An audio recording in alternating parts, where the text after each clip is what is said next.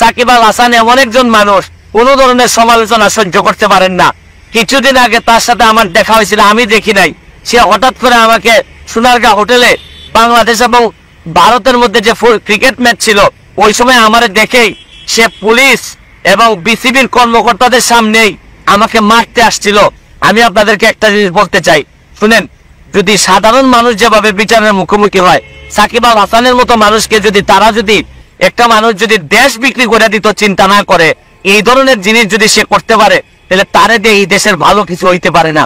আমি সেদিন যেদিন সে আমারে মারতে আসছিল, আমি কাউরে বলি নাই। আমি মনে করছি থাকো, আল্লাহর কাছে বিচার দিছি যে এই ধরনের বাংলাদেশ ক্যাপ্টেন্সি পর্যন্ত ক্রিকেটের ক্যাপ্টেন হিসেবেও সে মনে করলাম যে এই ধরনের মানুষ যদি বেয়াদব হয় তাহলে তারপরে আর বিচার দেওয়ার জায়গা থাকে না। আমি দাবি জানাবো সরকারকে, তাকে ঠিক করেন, তাকে মানুষ বানান, আর না হইলে সে এই ধরনের কাজ করতেই থাকবে।